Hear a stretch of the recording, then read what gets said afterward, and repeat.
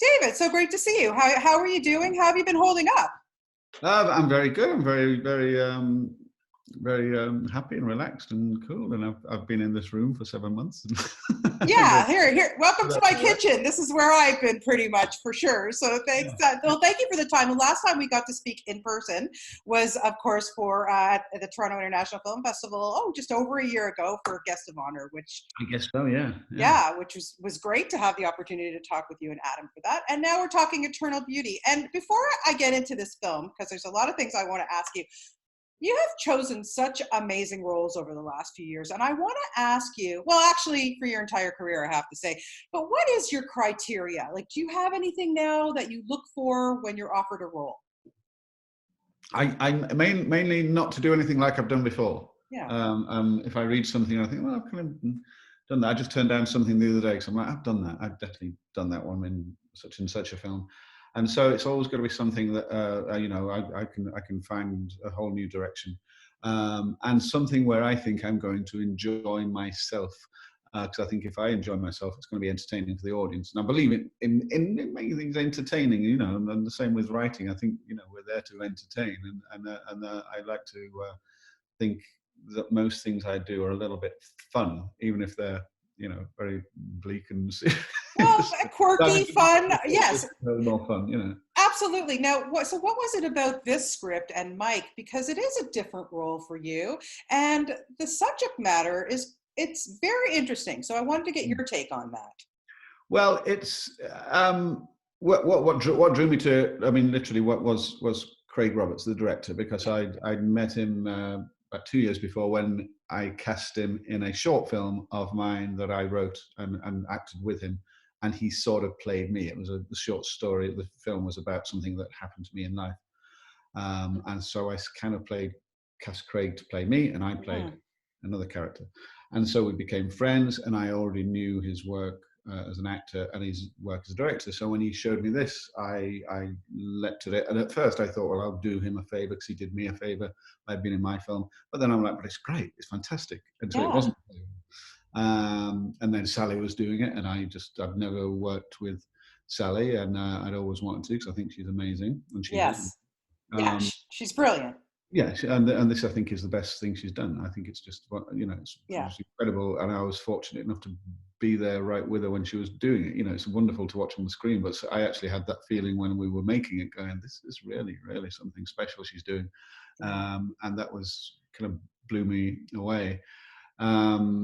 So I had a little concern about that we weren't going to be making light of a theme that was very contained a lot of gravity and shouldn't be mishandled. Absolutely. When I first read it, but then again when we started making it, I didn't think this was an issue. Firstly, it's based on Craig's characters in Craig's life, and it's written with the permission of certain people. I won't go into who, because I think that's no, that's okay. And so I think it's done with great integrity and great tenderness and great care, and certainly from Sally. So whereas it may come over as very, comedic at times, it's also got great heart in it, and it is heart-wrenchingly moving at times. Absolutely. And it's, I think it's one of the favorite things I've done. Really? Okay, that's interesting because wow, you've done so many great roles. But I have to say, I liked your character. No, I really liked Mike in this. I have to say, like, the chemistry though between you and Sally was at an instant, something that happened just like that, because it was so lovely to see the evolution. Like, even though the evolution was quick, it was really an interesting, collaboration with the two of you. Yeah, well, we have quite a nice history, Sally and I, because I talked to her on the phone in about year 2000 when I didn't know who the hell she was. And a mutual friend, it's a bit complicated to explain who, said that they had a friend who had a daughter who was about to do a film with Mike Leigh, and she was very anxious about it. And since I'd worked with Mike, would I get on the phone to her and have a word and talk to her about what it's like to work with Mike Leigh? So we did, and when Sally and I had this conversation, and it was a phone conversation. I never met her, didn't know anything about her. She wasn't at all known. And that was that. And that film went on to be All or Nothing. And then she did Vera Drake with Mike. And then, of course, Happy Go Lucky. And she's up for an Oscar. So and look at her now. All these years, we never met. We never, ever met until at the Golden Globes in 2018, I guess 19, where she was up for The Shape of Water. Was that 18? Yeah.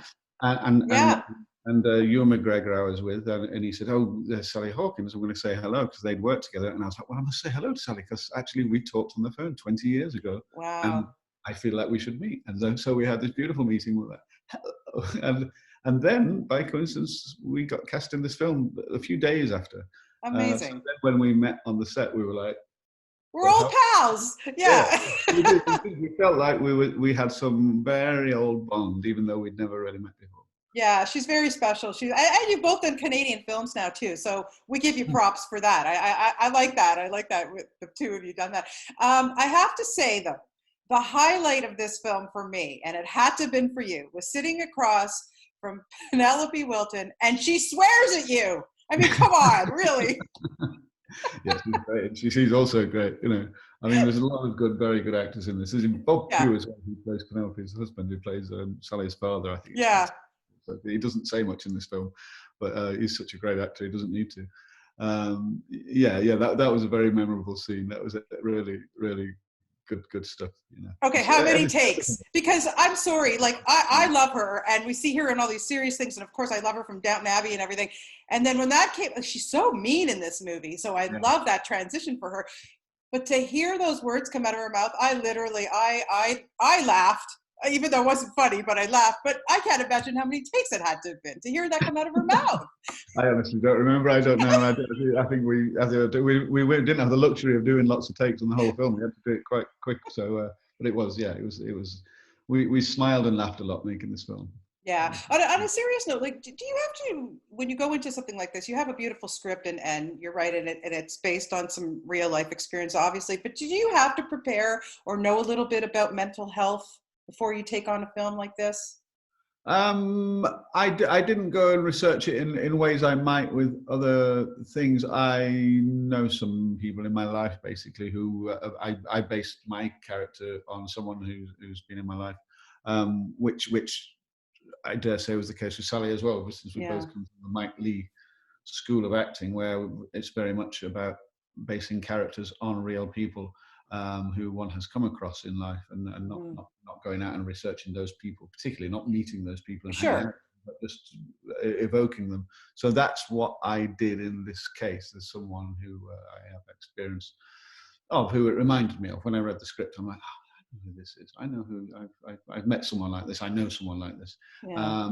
So rather than cold research where you could, read, clinical books, or I don't think that's particularly useful in this case. And so it's I think it comes from a real place, the research. Absolutely. And you got to kind of go back to your musical roots for this too. Yes, that was great. That was a real treat, because I've not been given the chance to do that for a long time, and Craig therefore gave me the, because Craig's not at all musical, and he'd written some sort of lyrics that didn't quite scan, and I was like, well, do you want me to, turn these into songs, because we've just got that little bit, and since we always had this little guitar with me, we decided he'd always carry this little guitar lele. Yeah. So a few more songs in there. So I wrote a few songs and sold them to the production for £1. Oh, there you go. You're not making the big bucks off of that, but that's okay. But it was fun to see you do that as well, because I know when you were a teenager, you had a band, didn't you? I did. Yeah, that was my into entertainment. When I was 13, I was playing in hotels and clubs in Blackpool, which is a seaside town in the north of England, which is full of hotels and guest houses, and so there was a drum kit in every room, so it was very easy to be in a band in Blackpool. But that was fantastic. I never appeared on stage. That's amazing. Now we've been watching you, of course, on the series Barskins. Like, what a great performance in that, and about the Canadian frontier, and it's just such a fascinating show. But when you go, you've done also, of course, I can't forget watching you in Fargo, and so doing TV series, do you enjoy that more now because you can flesh out characters, or does it really matter to you? It's a new thing. I mean, Fargo was the first time I'd done that kind of TV in my whole career. I'd done one-off TVs, but never have done a series ever. Yeah. Such a new thing that sort of everyone's doing it, and it's where the jobs are. And there's certainly no stigma. It felt like there was a bit of stigma about doing TV years. Oh, not anymore. About doing TV, like your career's not going very well. Well, I must keep doing a film because I'm on the big screen. I'm doing well, and of course now that's gone up in smoke. And then Fargo was just about the best way you could dip your toes into that water, and it was like such a wonderful experience to work on that. That's another of my favorite things, that character and that whole experience, apart from Calgary, was not my favorite place, not because of the people or the place, it's the weather. Bloody cold, Yeah. I mean, I didn't know you could get that cold and survive. Really, I didn't. I thought you'd die at that temperature. And several times I thought I had. But that was a very special experience. And so was Bartskins, into where we made that in Quebec. Was wow. I've never made anything in such beautiful surroundings. Oh yeah, it's gorgeous there. And lastly, I have to wrap, but I have to ask you about Avatar. We are going to see you in Avatar 3. It's amazing that these movies are finally getting some legs and going somewhere. But I have to ask you, as an actor, it had to have been a very completely crazy different experience. You're putting on this motion capture thing, and then of course you have to talk about working with James Cameron.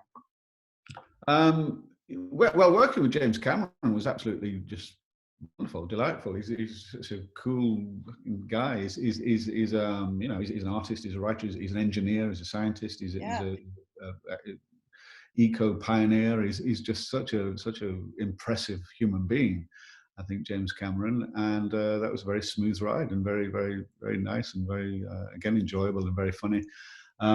It is certainly very odd working like that. And I haven't done that much yet. I believe I'm going to be in the 2 next ones. And I don't even know what there is to do because I finished the filming on it, but then I guess there's some kind of post-production processes. I don't know. It's all a mystery to me because I didn't understand what was happening at any moment. So you just went with it. It was my first job. I really did. I felt like I go, what do we do now? What do we do now? And I was asking people who'd only been working for a year, going, what do we do? I don't know. Amazing. Where do I look? Do I go there? Do I do this? It was but I will say, wonderful new experience. But James, well, we can't wait to see that. But congratulations on your role in Eternal Beauty. Wow, and like they say in the movie, normal is boring. Do you agree on that? Oh, very much so. Yes, of course. Yeah, absolutely. Always such a pleasure to talk to you, David. Thank you so much for your time today. And just keep safe and keep healthy. And hopefully we'll get to see you back here in Toronto sometime soon. Oh, I hope so. Yeah, I miss it. I mean, yeah. I'm about to talk to Atom McGoyan tonight, actually. We're having a Zoom call just to say hello. Good stuff. Tell him I say hi. Take care. Thanks, David. Okay, bye-bye.